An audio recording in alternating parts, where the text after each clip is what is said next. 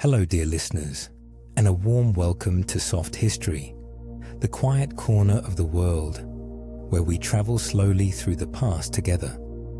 Tonight, we are going to follow one of the longest stories ever lived by human beings. Imagine a single nation that lasted 3,000 years, longer than the time between us and the very kings we will speak of. A land of golden deserts and great stone mountains made by human hands, where god-kings ruled from shining palaces and a single river gave life to everything that breathed. This is the story of how a thin green ribbon of land in the middle of an endless desert became one of the greatest civilizations the world has ever known, and how it rose, shone, and finally slipped away. This is the story of ancient Egypt. It is a story of farmers and pharaohs, of builders and dreamers, of queens who ruled like kings, and kings who tried to change the heavens themselves. It begins thousands of years ago beside a slow and patient river, and it ends with the death of a famous queen and the arrival of a new empire from across the sea. Along the way, we will see how a people held their world together for longer than almost anyone else in history, and what it took to do something so rare. It is a long journey, and we will take it gently, one step at a time. But before we go any further, I want to take a moment. On this channel, we explore fascinating subjects in calm and careful detail. These journeys are made to help you relax, focus, or simply enjoy the flow of discovery. I would love to know where you are listening from today. Is it day or night where you are? What time is it? Are you tuning in while studying, working, commuting, or simply winding down? Drop your answer in the comments below. It is always wonderful to hear from you. And if you enjoy content like this, please support the channel by liking this video and subscribing. It helps us bring you more of these journeys. Now let us go back to the very beginning, to a time before pyramids, before kings, before even the idea of Egypt existed at all. To understand Egypt, you must first understand the river. The Nile is one of the longest rivers in the whole world, and it runs from deep in the heart of Africa all the way north until it reaches the sea. For most of its length, it passes through land that is dry and empty, a desert so wide and so still that a person could walk for days and see nothing but sand and stone. The sun there is heavy and bright, and the air is hot and dry, and the wind carries fine grains of sand that settle on everything. In a place like this, life should not be possible at all. And yet, along the banks of the river, there was green, there was water, there was a narrow strip of rich, dark soil where plants could grow and people could live. Every year, something remarkable happened. Far to the south, heavy rains would fall in distant mountains, and the river would slowly swell and rise. The water would spread out over the flat land beside its banks, and when it finally pulled back, it left behind a layer of thick black mud. This mud was soft and full of life, perfect for growing food. The people who lived there learned to plant their seeds in this rich earth, and the crops grew tall and strong. They called their land the Black Land, after the dark soil, and they called the desert beyond it the Red Land. The line between the two was sharp and clear, like the edge of a blanket laid over the ground. The river gave them everything. It gave them water to drink and water for their fields. It gave them fish to eat and reeds to build with, and clay to shape into pots. It was also their road, for boats could sail up and down its long length, carrying people and goods from one village to the next. The wind in that part of the world blows from the north, while the river flows from the south, so a boat could drift downstream with the current or raise a sail and ride the wind back up again. This simple gift of nature tied the whole land together, north and south, in a way that few other places could match. But the river could also be dangerous in its kindness. If the flood came too high, it would wash away homes and drown the fields. If it came too low, the crops would fail and the people would go hungry. Their whole lives depended on the river behaving the way it should, and they could never be fully certain that it would. This uncertainty shaped how they thought about the world. They came to believe in a great order that held everything in balance, a quiet rhythm that the sun, the river, and the seasons all followed. When that order held, life was good. When it broke, suffering followed. And so, long before there were kings or temples, the people of the river already understood something deep about their world. They knew that life was a gift given freely each year, and that it could be taken away just as easily. Now let us move forward in time, to when these scattered villages began to look beyond their own small patches of green. In the earliest days, the people along the river lived in many separate communities, each one tending its own fields and following its own leaders. Over many long years, these small communities began to join together into larger groups. Slowly, two great regions formed. In the south, along the narrow valley, where the river ran between high cliffs, there was a land called Upper Egypt. In the north, where the river spread out into a wide flat fan of channels before reaching the sea, there was a land called Lower Egypt. The names can feel backward, but they make sense once you remember that the river flows from south to north, so the south was upstream and higher up. These two lands were different from each other in many ways. The people of the south lived in a tight valley hemmed in by desert hills, while the people of the north lived in a broad green delta crisscrossed by water. Each region had its own gods, its own customs, and its own ruler, who wore a special crown.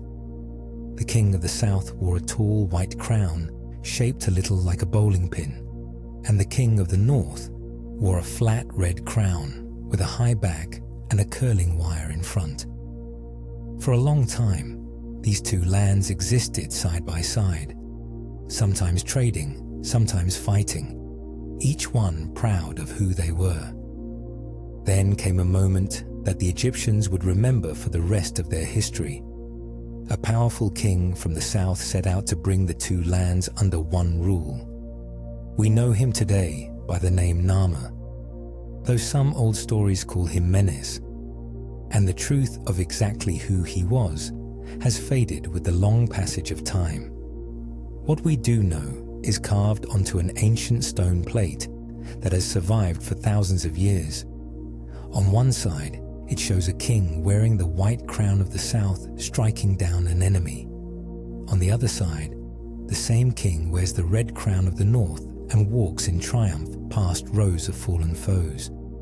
It is one of the oldest pieces of history ever recorded, and it tells us that around 5,000 years ago, the south conquered the north and joined the two lands into one. This was the birth of Egypt as a single kingdom. From that day forward, the rulers wore a special double crown that combined the white crown and the red crown into one, a sign that they ruled both the upstream valley and the downstream delta. They called themselves the Lord of the Two Lands, and the title carried real weight, for it meant that one person now held together a country that stretched for hundreds of miles along the river. To rule such a place was no small thing. The king needed officials to collect grain, to settle disputes, to measure the flood, and to keep order across a great distance. A whole system of government began to grow around the throne. The people came to see their king as far more than a man. To them, he was a living link between the world of humans and the world of the gods. They believed he was the one who kept the great order of the universe in balance, the order they called Ma'at, which meant truth, justice, and the right way of things. As long as the king did his duty, they believed, the sun would rise, the river would flood, and the crops would grow. This belief gave the king enormous power, but it also gave him a heavy burden. The fate of the whole land was said to rest on his shoulders. And to mark his new home, the first kings built a grand city near the place where the two lands met, a city called Memphis, which would serve as the heart of the kingdom for many ages to come. With the land united and the throne secure, Egypt entered a long and steady age of growth, and the people began to dream of building things that would last forever. In these early centuries, the kings and nobles were buried in low, flat tombs made of mud brick. These tombs had a sloping shape with a flat top, and they covered a deep shaft where the dead person was laid to rest with food, tools, and treasures for the afterlife. The Egyptians believed deeply that life did not end at death. They believed that a person's spirit lived on, and that it needed a safe home and supplies for the long journey ahead.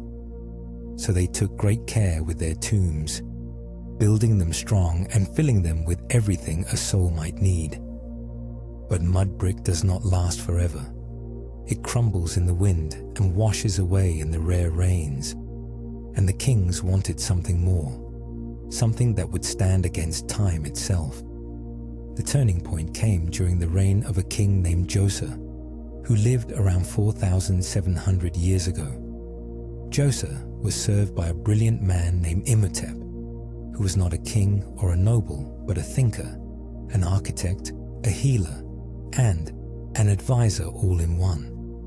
Imhotep was so admired that long after his death, the Egyptians came to honor him almost as a god. It was Imhotep who imagined something no one had ever built before. Instead of mud brick, Imhotep chose to build with stone. And instead of a single flat tomb, he imagined stacking one upon another, each one slightly smaller than the last, rising up in great steps toward the sky. The result was the Step Pyramid, a structure built at a place called Saqqara, not far from Memphis. It rose in 6 huge steps, climbing higher than anything that had ever been made by human hands. To stand before it must have been an overwhelming sight. Here was a mountain of pale stone in a land of flat sand, glowing in the bright desert sun, reaching upward as if to touch the heavens where the gods were said to dwell. Building it was a feat that stretched the limits of what people could do at the time. The workers had to cut the stone, move it, and lift it into place using only ramps, ropes, levers, and the strength of many hands and backs. There were no machines, no wheels for heavy loads, no iron tools. There was only careful planning, patient labor, and a deep belief that the work was worth it. The Step Pyramid was not just a tomb. It was a statement carved into the landscape, a declaration that this king and this kingdom would endure beyond death, beyond memory, beyond time. It was a stairway built so that the king's spirit could climb up to join the eternal stars. The Step Pyramid changed everything. It showed the Egyptians what was possible when a whole people pointed their effort at a single goal. It proved that stone could be shaped into something that would last for thousands of years, and indeed, it still stands today after all this time. It also set a pattern that the kings who followed would try to outdo. Each new ruler wanted his own great monument, his own everlasting home, his own way of reaching toward the sky. And as the years passed, their ambitions grew larger and larger. The steps would soon give way to smooth slopes, and the pyramids would climb higher than anyone in Imhotep's day could have imagined. The age of the great pyramids was about to begin. The kings who came after Giza were not content to simply copy what had been done. They wanted to go further, to build bigger, to reach higher. One king named Sneferu tried again and again to perfect the shape of the pyramid. His builders first made one that they tried to build too steeply, and partway up, they had to change the angle to keep it from falling. leaving it with a bent shape that you can still see today. Learning from this, Sneferu built another, and this time they got it right. They created the first true smooth pyramid, with 4 flat sides rising to a single point. It was a breakthrough, the result of years of trial, failure, and patience. But the greatest pyramids of all were still to come, and they would be raised by Sneferu's son. That son was a king named Khufu, and the monument he built has stood as one of the wonders of the world for more than 4,500 years. We call it the Great Pyramid, and it rises on a high plateau at a place called Giza, near the modern city of Cairo. It is almost impossible to imagine the scale of it until you stand at its base and look up. It was made from more than 2 million blocks of stone, and many of these blocks weighed as much as a large car, while some weighed far more. Stacked together, they formed a mountain so tall that for nearly 4,000 years, it remained the tallest building made by humans anywhere on Earth. Nothing taller was made until the modern age of steel and machines. When it was first finished, the Great Pyramid did not look the way it does now. Today, its sides are rough and stepped, with the underlying blocks exposed to the sun. But in its glory, it was covered in a smooth outer layer of fine white limestone, polished until it shone. Under the bright Egyptian sun, the whole structure would have gleamed like a vast jewel, so bright that it could be seen from far across the desert. Travelers approaching from miles away would have seen it long before they reached it, a brilliant white mountain shimmering in the heat, a sight that must have stopped the breath in their chests. It was meant to dazzle, to humble, to remind all who saw it of the power of the king and the gods he served. For a long time, people wondered who could have built such a thing, and many old stories claimed that armies of slaves were forced to raise it under the whip. But the evidence we have found tells a different and more human story. The pyramids were built mostly by ordinary Egyptians, skilled workers and farmers who came to labor on the great project. Many of them worked during the months when the river flooded and the fields could not be farmed, giving their time and strength to the king. Near the pyramids, archaeologists have found the remains of the villages where these workers lived. They have found bakeries that made bread for thousands of mouths, and the bones of cattle that fed them well, and even the graves of workers who were buried with honor close to the great tombs they helped to build. These were not broken slaves. They were proud people doing the most important work of their lives. Still, the work was hard beyond anything most of us can imagine. The men hauled the great blocks on wooden sledges, dragging them across the sand and up long ramps of earth and rubble. To make the sand slick enough to slide on, they likely poured water in front of the sledges, easing the heavy load. Stone by stone, layer by layer, the pyramid rose. It took perhaps 20 years to finish, with tens of thousands of people involved across that whole stretch of time. They had to plan the angles with great care so that the 4 sides would meet perfectly at the top. They had to align the whole structure with the stars and the points of the compass with an accuracy that still amazes the experts who study it today. All of this they did with simple tools, sharp minds, and an unshakable belief in their purpose. And why did they do it? Why pour so much of a nation's strength into a tomb for a single man? The answer lies in what the Egyptians believed about death and the king. They believed that the king was a god in human form, and that when he died, he would join the other gods in the sky and continue to watch over the land. His tomb was not just a grave but a kind of machine for the afterlife, a place where his spirit could be safe and where it could rise toward the eternal stars. By building the greatest tomb possible, the people were not only honoring their king, They believed they were protecting the order of the whole world, keeping the balance that allowed the sun to rise and the river to flood. To them, the pyramid was a gift to the entire kingdom, a guarantee that life would go on. Beside the Great Pyramids at Giza, the Egyptians carved another wonder that still watches over the desert. It is a giant statue with the body of a lion and the head of a king, lying down with its great paws stretched out in front of it.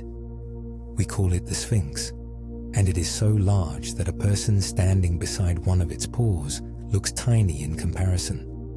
It was carved from a single huge ridge of stone left in the quarry, and it has gazed out toward the rising sun for thousands of years. Its face has worn away over the ages, and its nose is gone, lost to time and weather and the long centuries. But it still sits there in the sand, silent and patient, a guardian of the tombs and a symbol of the king's power, joined with the strength of the lion.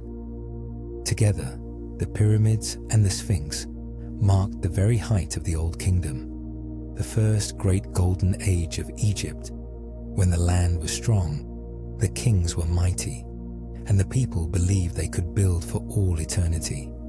But no age lasts forever, not even one carved in stone.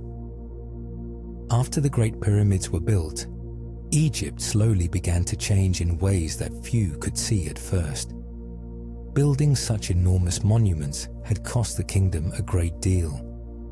Vast amounts of grain, labor, and wealth had been poured into the tombs, and over time, this drained the treasury and tired the people.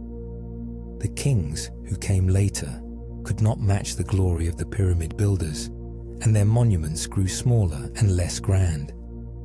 Meanwhile, the officials who governed the different parts of the land grew more powerful in their own right. These local rulers, called nomarchs, began to act like little kings in their own regions, passing their power down to their sons and keeping more wealth for themselves. The strength that had once been gathered tightly around the throne began to spread out and weaken. Then came something far beyond the control of any king. The river, which had given Egypt life for so long, began to fail.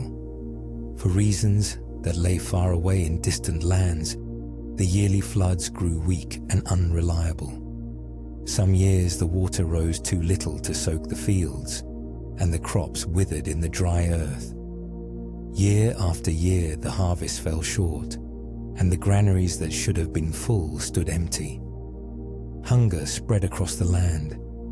People who had always trusted the river now watched it betray them, and there was nothing the king could do to make it rise again.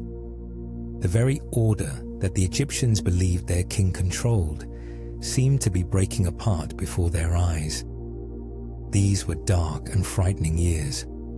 Old records that have survived speak of terrible suffering, of people going hungry, of the rich falling low and the poor growing desperate. One ancient writer described a world turned upside down, where the things that had always seemed certain no longer held true. The central government in Memphis lost its grip. The kings could no longer command the whole land, and Egypt broke apart into competing regions, each ruled by its own strongman. Where there had once been one kingdom under one god-king, there were now many small powers fighting among themselves. This troubled time is known as the First Intermediate Period, a long stretch of confusion that fell between the great age of the pyramids and the age that would follow. It must have been a hard thing to live through. The people had believed that their world was eternal and that their king kept the universe in balance. Now they saw that balance shatter, and they had to learn a painful truth. Even the mightiest order can fall apart. Even the greatest civilization is not promised tomorrow. The stone pyramids still stood, gleaming on the plateau, but the world that had built them had cracked and crumbled. And yet, even in this dark time, the spirit of the people did not die.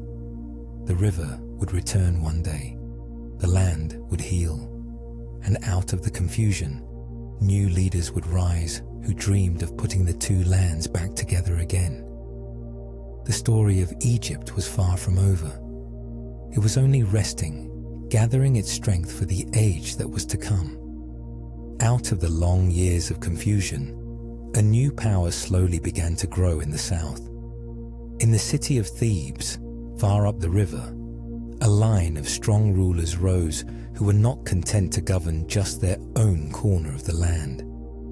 They looked north and dreamed of reuniting all of Egypt under one crown once more, as it had been in the days of the pyramid builders. After much struggle and many years of fighting, a king named Mentuhotep finally succeeded. He defeated his rivals, brought the warring regions back together, and made himself the ruler of the whole land again. With his victory, Egypt entered a new golden age that we call the Middle Kingdom. The wound that had torn the country apart had finally begun to heal. This new age had a different feeling from the one before it. The kings of the Middle Kingdom had lived through hard times, or had heard the stories of those who did, and it changed how they saw their role.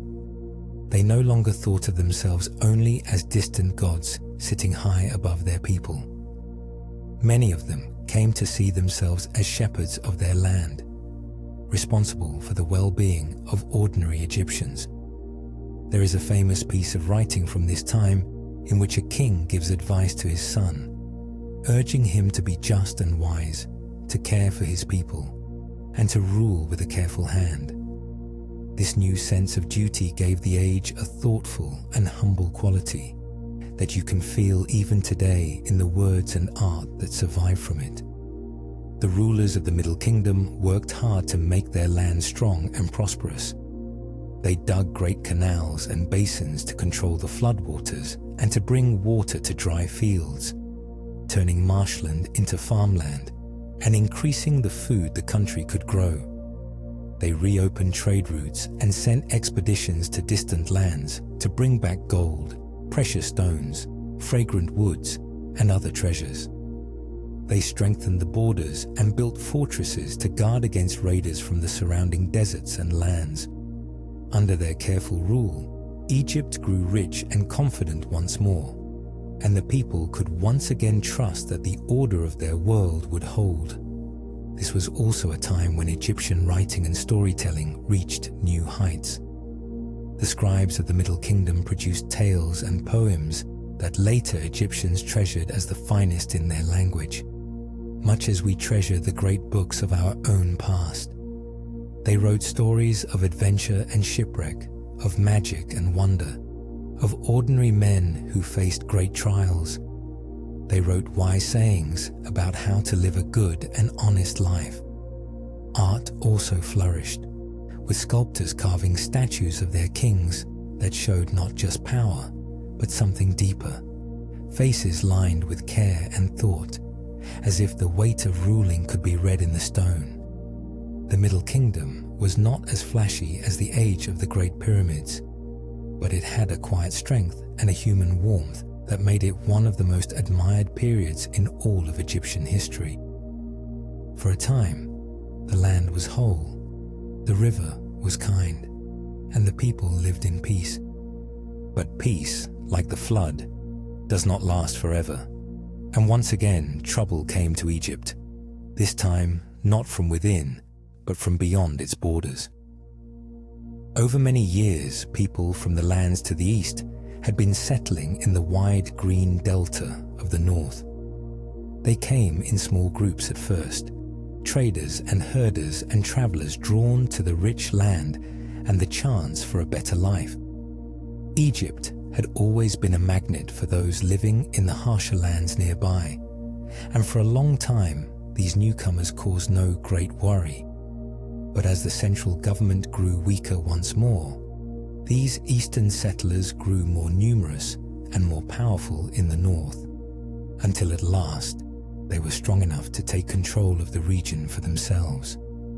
The Egyptians called these foreign rulers the Hyksos, a name that meant rulers of foreign lands. They established their own kings in the north and ruled over a large part of Egypt, something that had never happened before in living memory. For a proud people who believed they were favored by the gods and protected by their divine king, this was a deep shock and a bitter humiliation. Foreigners now sat on thrones in the Black Land. They worshipped their own gods alongside the Egyptian ones, and they governed cities that had once answered to native kings. The land was divided again, with the Hyksos ruling the north and the old Egyptian line clinging to power in the south at Thebes. Yet even in this dark and difficult time, Egypt gained something from its conquerors. The Hyksos brought with them new tools and new ways of fighting that the Egyptians had never seen before. The most important of these was the horse and chariot, a fast-wheeled cart pulled by horses that could carry warriors swiftly across the battlefield. The Egyptians had no such thing before the Hyksos came.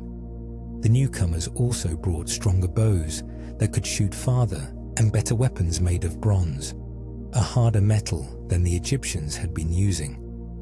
These were the tools of a new kind of warfare, and they would change how Egypt fought forever. The Egyptians of the south watched and learned.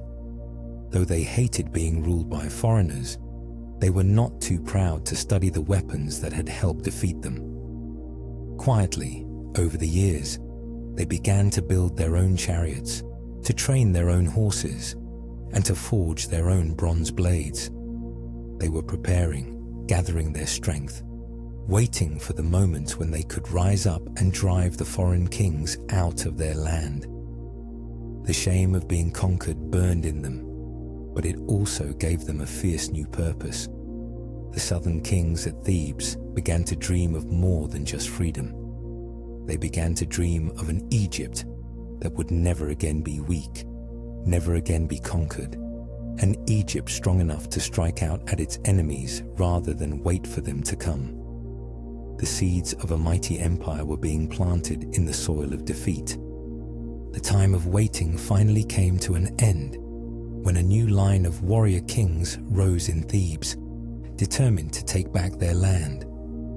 The struggle began with a king named Sekenenre, whose mummified body still bears the terrible wounds of battle, telling us that he died fighting the foreign rulers. His sons carried on the fight after him.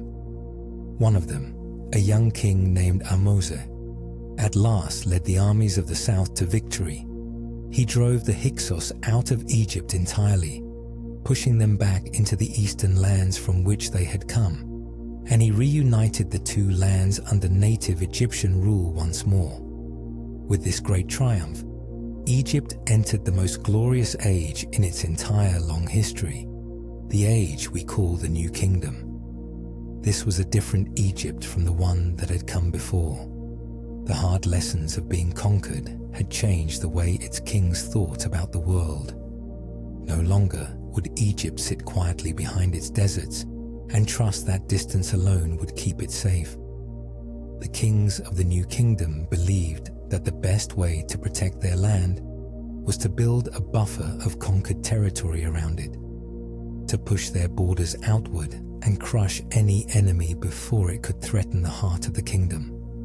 They built a powerful standing army, equipped with the chariots and bronze weapons they had learned to make, and they trained their soldiers to march far beyond the river valley. Egypt was no longer just a kingdom. It was becoming an empire. The warrior kings of this new age led their armies into distant lands. They marched east into the regions we now call the Middle East, and south deep into the land of Nubia beyond the river's great cataracts. They fought against powerful enemies and brought back vast riches from their campaigns: gold and silver, slaves and cattle, fine wood and precious stones. The conquered lands sent yearly tribute to the Egyptian king, streams of wealth flowing into the treasury from every direction. Egypt grew richer than it had ever been, and the kings poured this wealth into grand temples and monuments that would rival even the great pyramids of old. At the center of all this glory stood the city of Thebes, which became one of the greatest cities in the entire world. Here, the Egyptians built enormous temples to their chief god Amun. Temples with forests of towering stone columns so thick that many people holding hands could not reach around a single one. The greatest of these was at a place called Karnak, a vast complex of halls and courtyards and obelisks that grew larger with each passing king, until it became the biggest religious building ever made. Across the river from Thebes, in the dry hills of the west, the kings began to dig their tombs deep into the rock, hidden away in a secret valley to protect them from robbers. This was the famous Valley of the Kings, where pharaoh after pharaoh would be laid to rest in hidden chambers filled with treasure. Egypt had been reborn, stronger and prouder than ever, and its golden age was just beginning. Among the many rulers of this new and powerful age, one stands out as truly remarkable, for she was a woman who became king. Her name was Hatshepsut, and her story is one of the most surprising in all of Egyptian history. She was the daughter of a pharaoh and the wife of another, and when her husband died, the throne passed to his young son by another wife, a boy too small to rule on his own. As was the custom, Hatshepsut stepped in to govern the land on the boy's behalf until he was old enough to take power himself. This kind of arrangement had happened before, with a queen guiding the kingdom for a child king. But Hatshepsut did something that no woman had quite done in the same way before her. She did not simply hold the throne for the boy. She took the full title of pharaoh for herself and ruled as king in her own right. This was a bold and difficult thing to do. In Egypt, the pharaoh was thought of as a male role, tied to gods and traditions that were built around the idea of a king. To rule as pharaoh, Hatshepsut had to overcome deep beliefs about who could hold such power. She was clever and careful in how she did it. In the statues and carvings she had made of herself, she was often shown wearing the clothes and symbols of a male king, including the full ceremonial beard that pharaohs wore as a sign of their office.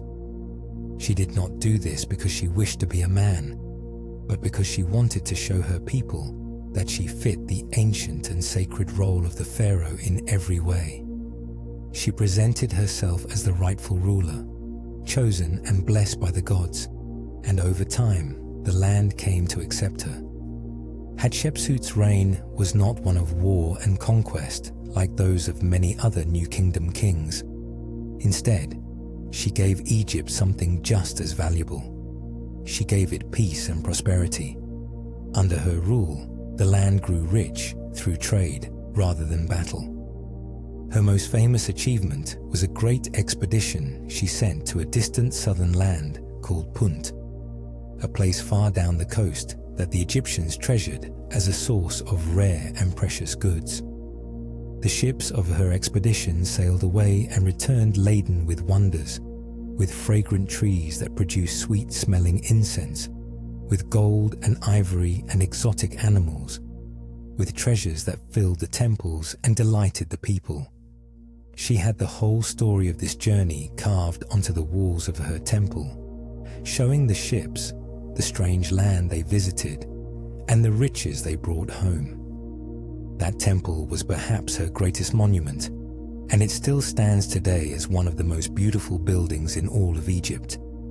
It was built against a backdrop of tall golden cliffs near the Valley of the Kings, rising in great level terraces connected by long ramps with rows of graceful columns running along each level. From a distance, it looks as if it grows naturally out of the rock behind it, blending stone made by humans with stone made by the earth. To walk through it must have been a calm and stately experience, moving up from terrace to terrace toward the sacred shrine at the heart of the cliff. It was a place of beauty and peace, fitting for a ruler who built rather than destroyed. Hatshepsut ruled for many years, and during her reign, Egypt was wealthy, stable, and at peace. But her story has a strange and sad ending that we still do not fully understand. After her death, the young king she had ruled for, now grown into a powerful pharaoh himself, came to the throne at last, and at some point, someone tried to erase her from history. Her name was chipped away from monuments, her statues were smashed and buried, and her images were defaced as if to remove all trace that she had ever ruled. For a long time, the world forgot that she had existed at all. We are not certain why this was done, whether out of anger or politics, or a wish to make the line of kings appear unbroken by a woman's reign. But the attempt to erase her ultimately failed. Through patient work, modern scholars have pieced her story back together, and today, Hatshepsut is remembered once more as one of the most successful and remarkable rulers Egypt ever had. The woman who became king was not forgotten after all. The young king who came to power after Hatshepsut became one of the greatest warriors in all of Egyptian history. His name was Thutmose III, and where Hatshepsut had built and traded, he conquered. From the moment he took full control of the throne, he set out to expand Egypt's empire to its greatest size, leading his armies on campaign after campaign into distant lands.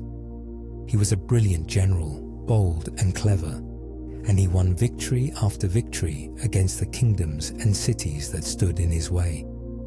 Under his command, Egypt reached the very height of its power, stretching from deep in the south of Africa all the way to the rivers of the Far East. His most famous victory came early in his reign at a place called Megiddo, a strong city in the eastern lands where many of his enemies had gathered to oppose him. As his army approached, his generals advised him to take a safe and easy road to reach the city. But Thutmose chose instead a narrow and dangerous mountain pass, so tight that his soldiers had to march through it in a single thin line.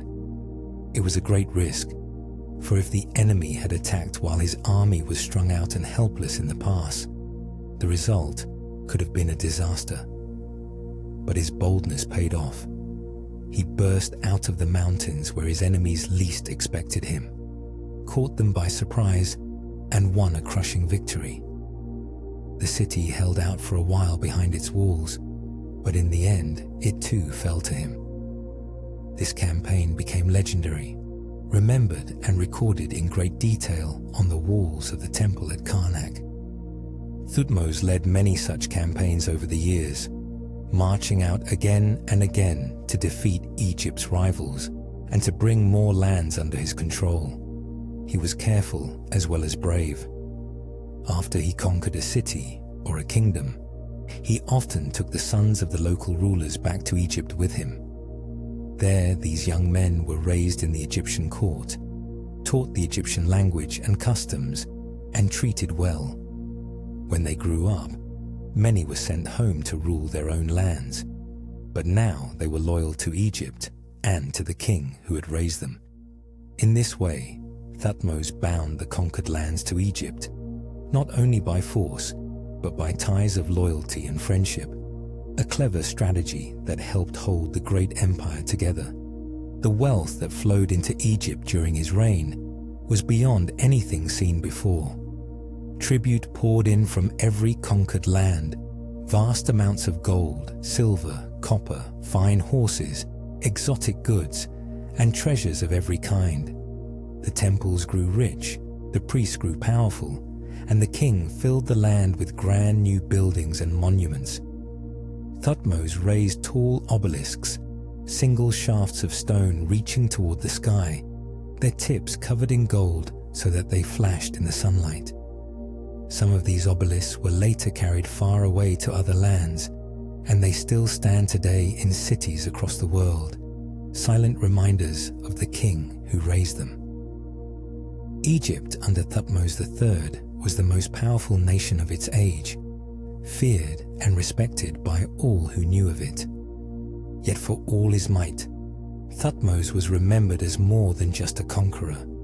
He was also a builder, a patron of the arts, and even something of a scholar who took interest in the plants and creatures of the lands he visited.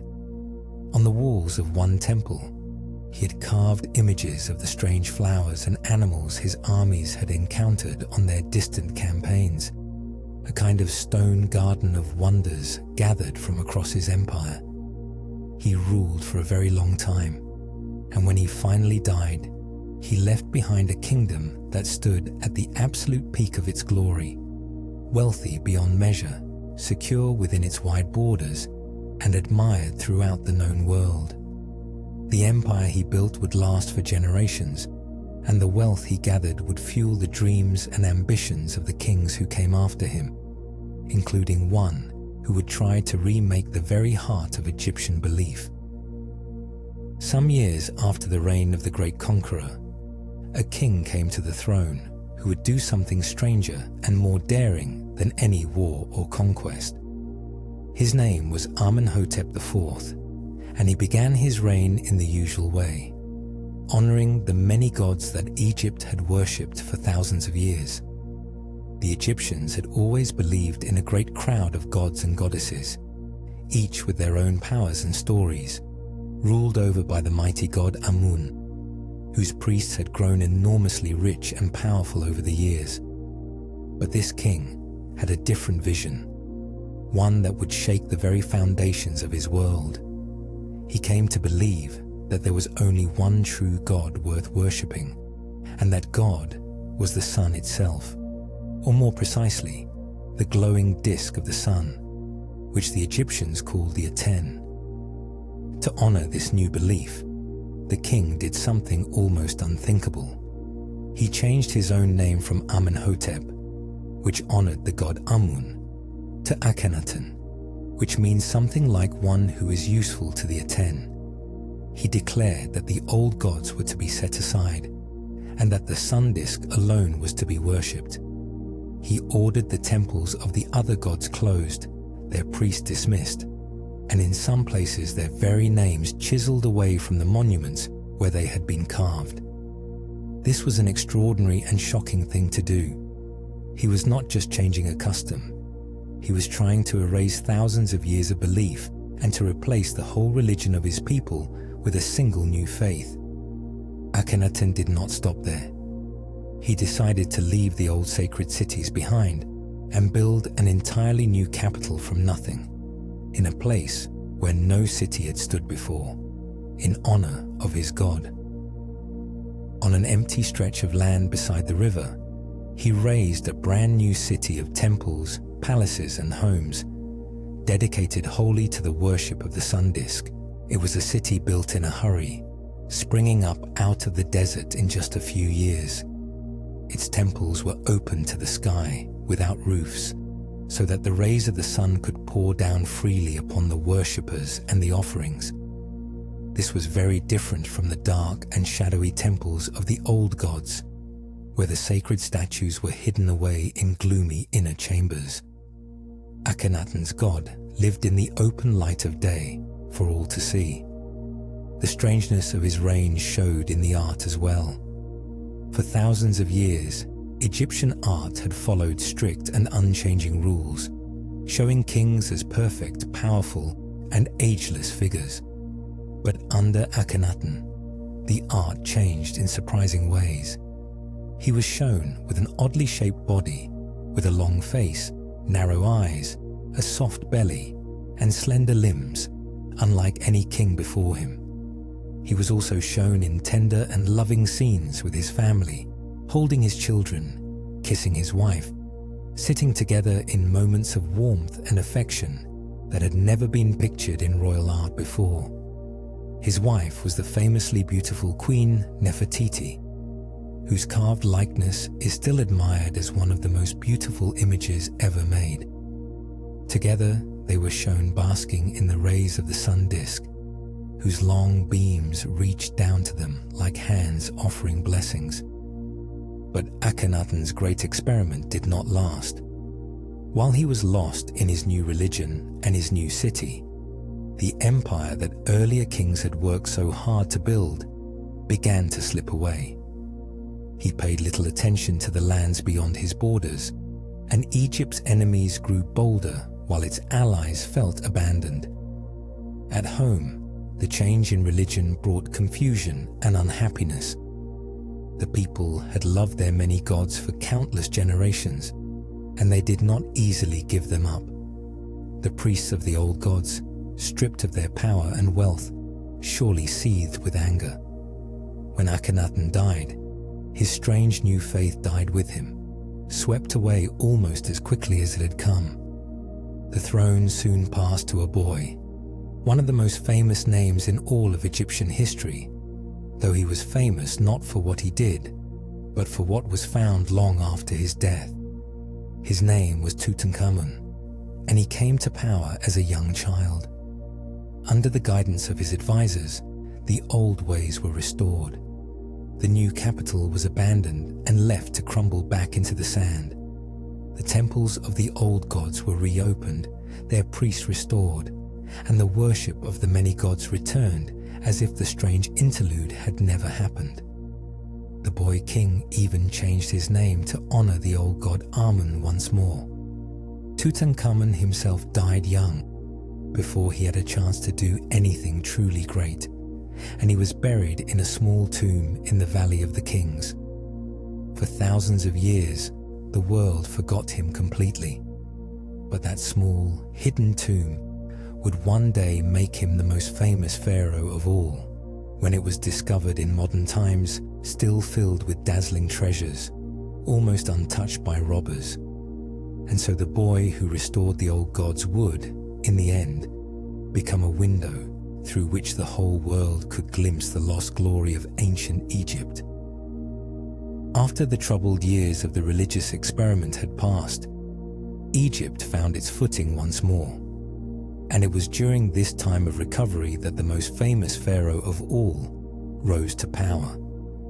His name was Ramesses II, and he is so well remembered that he is often simply called Ramesses the Great. He came to the throne as a young man and went on to rule for an astonishingly long time, more than 60 years, far longer than most people in his age even lived. He outlived many of his own children and saw generations come and go during his reign.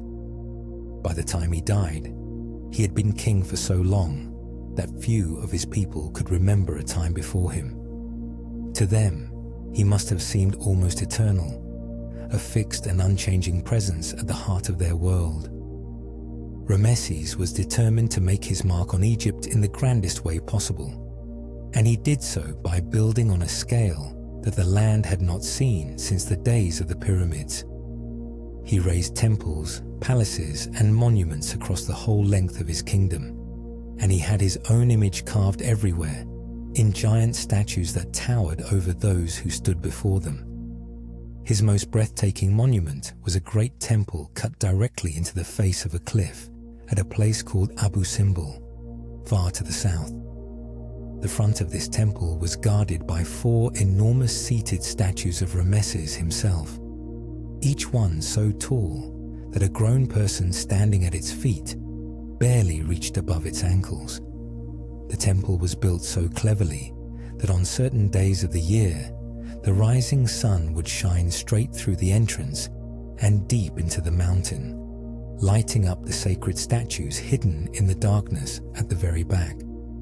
It was a wonder of planning and craft, and it still stands today as a monument to his ambition.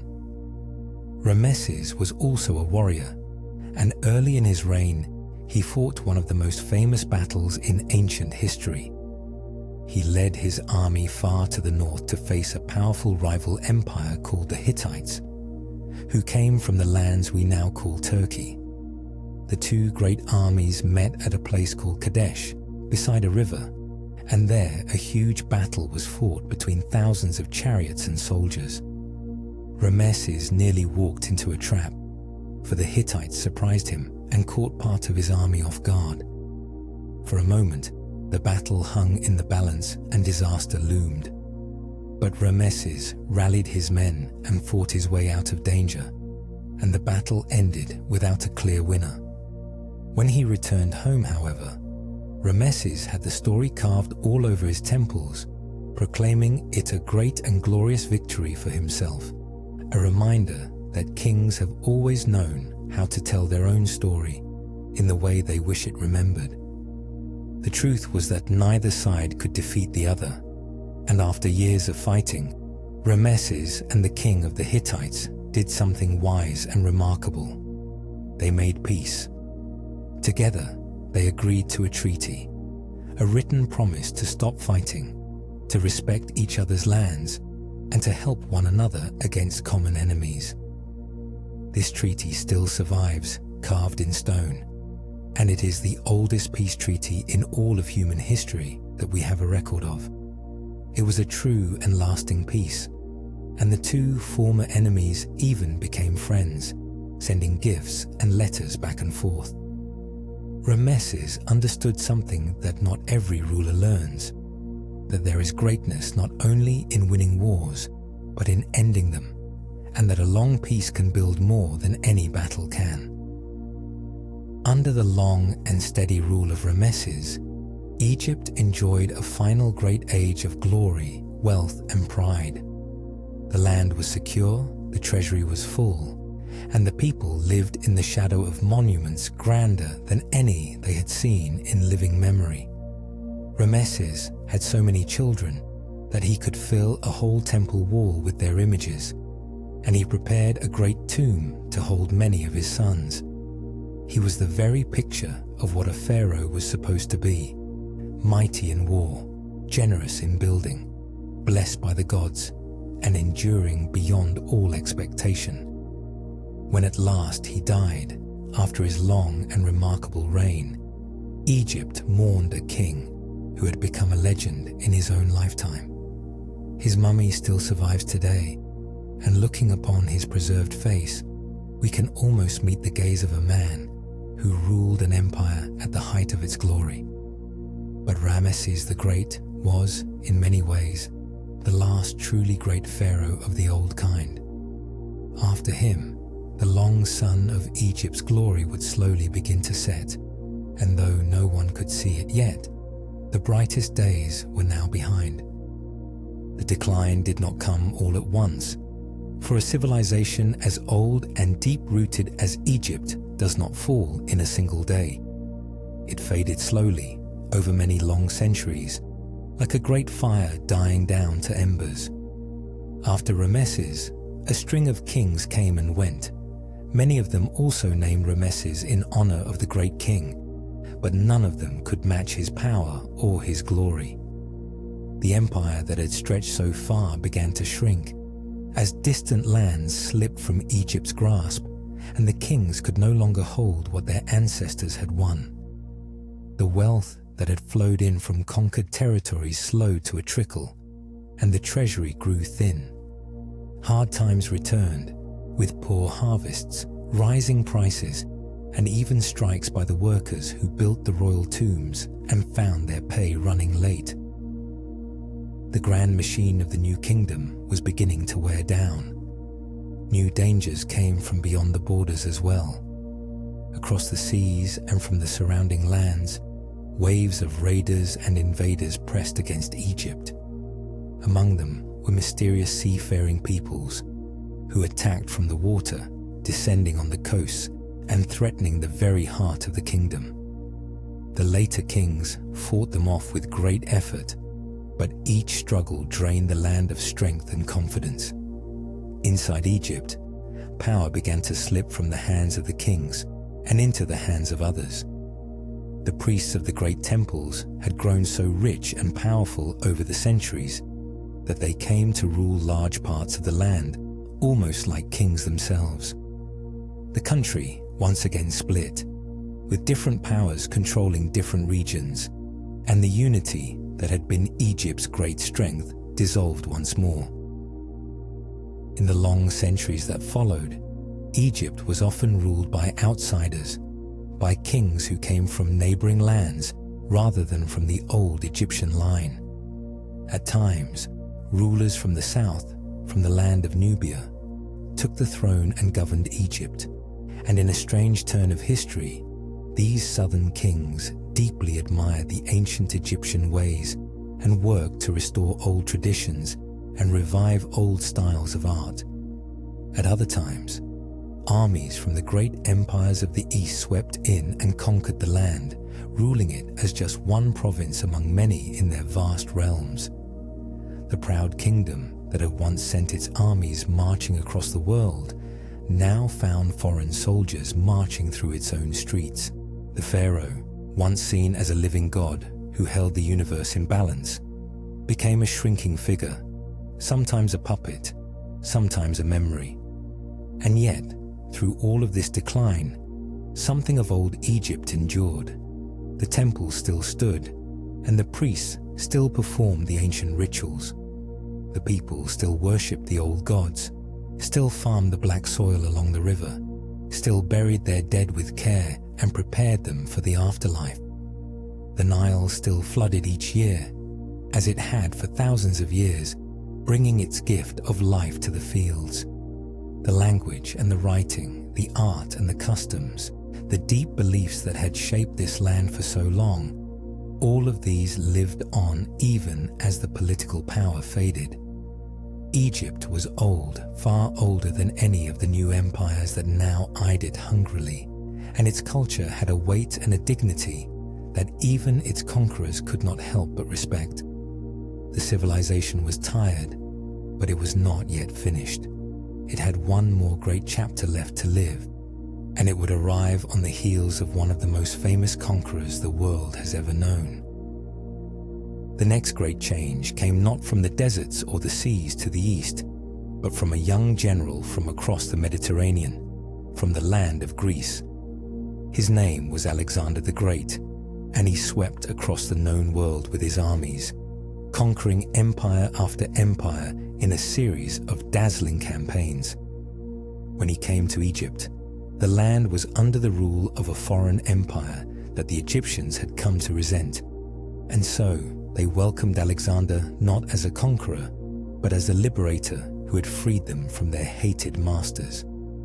He treated their gods and customs with respect, honoring the ancient traditions rather than crushing them, and the Egyptian priests in turn welcomed him as a rightful pharaoh.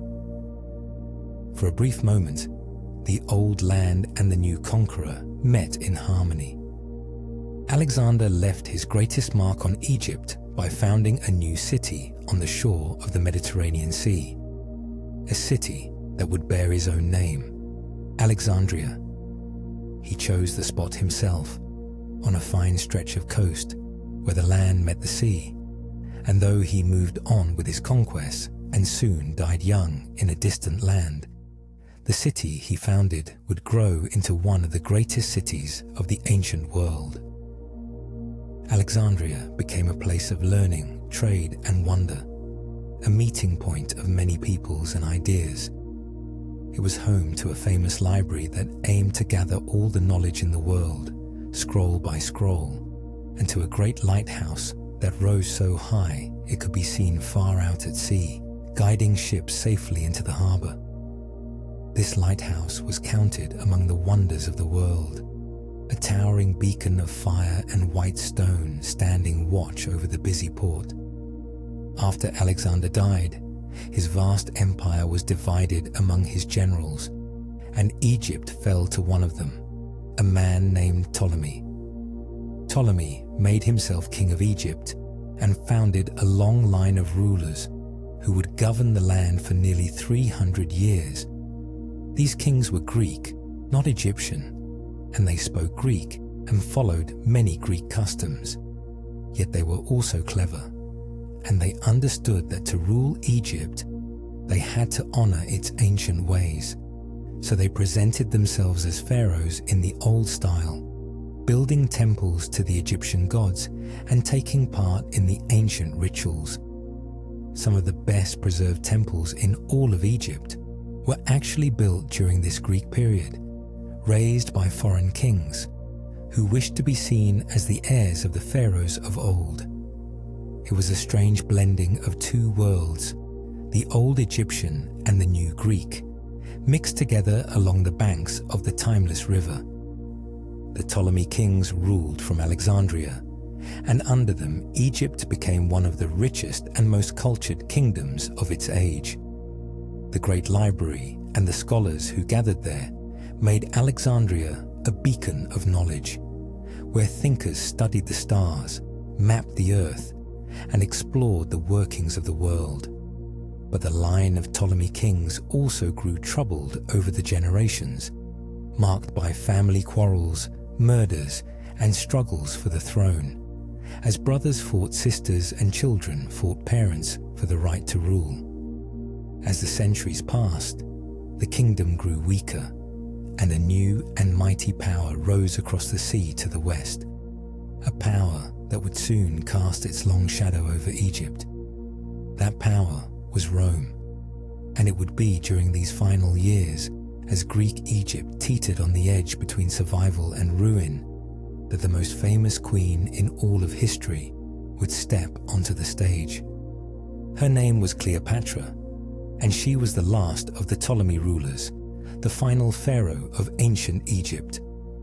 She has been remembered through the ages for her beauty, but those who knew her best described something far more powerful than mere looks. She was brilliant, charming, and fiercely intelligent. She spoke many languages, and unlike the Greek kings before her, she even learned the Egyptian language of her people, the first of her line to do so. She was a shrewd ruler and a skilled diplomat, and she came to the throne at a time of great danger, when Egypt's independence hung by a thread and the power of Rome loomed over everything. To survive, she would need all her wit and courage, and she had both in great measure. Cleopatra came to power young, sharing the throne with her brother, as was the custom, but the two soon fell into a bitter struggle for control, and for a time, she was driven from her place. It was then that Rome entered her story, in the person of one of its greatest leaders, the famous general Julius Caesar, who came to Egypt in pursuit of his own rivals. Cleopatra, exiled and desperate, found a way to reach him. The old stories say she had herself smuggled into his presence, hidden inside a rolled-up carpet or bundle, so that she could appear before him in secret and plead her case. Whether the tale is exactly true or not, it captures her boldness and her cleverness. She won Caesar to her side, and with his power behind her, she regained her throne. The two became close, and Cleopatra even traveled to Rome itself, a foreign queen at the heart of the rising empire. But Caesar was murdered by his enemies in Rome, and Cleopatra had to find her footing once more in a changed and dangerous world. She turned to another powerful Roman leader, a general named Mark Antony, and the two formed a bond that became one of the most famous love stories in all of history. Together, they dreamed of building a great power in the East, joining the wealth of Egypt with the strength of Rome's eastern armies. For a time, they lived in splendor, and Cleopatra bore Antony children, and it seemed they might reshape the world between them. But their alliance made them powerful enemies back in Rome, where another leader, a cool and calculating young man named Octavian, set himself against them. The stage was set for a final and terrible struggle, one that would decide the fate of Egypt itself. The end came at a great sea battle called Actium, fought off the coast of Greece, where the fleets of Antony and Cleopatra met the fleet of Octavian. It was a disaster for the lovers. Their forces were defeated and scattered, and they fled back to Egypt with their enemy in pursuit. There was no escape now. As Octavian's armies closed in on Egypt, the dream of an independent kingdom collapsed around them. Antony, believing all was lost, took his own life, and Cleopatra, the last queen of the Nile, refused to be paraded through the streets of Rome as a captive and a trophy. She chose to die on her own terms, in her own land, as a queen rather than a prisoner. The ancient stories say she died from the bite of a venomous snake, a fitting and dramatic end for a woman whose life had been the stuff of legend. With her death, the long line of pharaohs that stretched back 3,000 years finally came to an end. The last pharaoh of Egypt was gone, and an age that had lasted longer than almost any other in human history closed at last. With Cleopatra's death, Egypt passed into the hands of Rome, becoming just one province among many in the vast Roman Empire. The land that had once been ruled by god-kings was now governed by officials sent from a distant city across the sea. The grain that grew in the rich black soil along the river was shipped away to feed the people of Rome, and Egypt became known as the breadbasket of the empire, its ancient fields now serving foreign masters. The pharaohs were gone, never to return. The 3,000-year story of independent Egypt, which had begun with a king joining two lands into one, had come quietly to its close. The river still flooded, the sun still rose over the desert, but the world that had built the pyramids and worshipped the old gods was passing into memory. And yet, even as the political story ended, Egypt did not truly vanish from the world. For a long time still, the old ways lingered on. In the temples, priests continued to carve the ancient writing and perform the old rituals, keeping the flame of a fading faith alive for generations after the last pharaoh died. The very last inscription written in the old Egyptian picture writing was carved hundreds of years after Cleopatra, a final whisper of a language that had once filled the walls of every temple in the land. But slowly, over the centuries, the old knowledge was lost. New faith spread across the land, the temples fell silent, and at last there came a day when no one alive could read the ancient writing anymore. The meaning of the symbols on the great monuments was forgotten, and the voice of ancient Egypt fell silent for many long centuries. But a civilization that lasted 3,000 years does not disappear so easily. Its monuments still stood through all those silent ages, the great pyramids rising from the sands, the temples and tombs waiting patiently in the desert, the giant statues gazing out at the sun as they had always done. And in time, the world remembered. Long after the last pharaoh, scholars worked to unlock the secrets of the ancient writing once more, and at last they found the key and learned to read it again. The lost voice of Egypt spoke once more, and the stories of its kings and queens, its gods and its people, came flooding back into the light. Today, the treasures of ancient Egypt fill museums around the world, and millions of people travel to stand before the pyramids and feel the weight of all those years. The civilization that thought it would last forever did, in a way, achieve its dream. It is still remembered, still studied, still loved, thousands of years after it began. What a long journey it has been, from the first farmers planting their seeds in the black mud, all the way to the last queen taking her final breath beside the same patient river. We have traveled through 3,000 years of human striving, watching a people rise and fall and rise again, building wonders that still amaze the world, and holding their civilization together for longer than almost anyone ever has. And so we come to the end of our story, where it always began, beside the river. Picture the Nile at night now, long after the last pharaoh has gone to rest.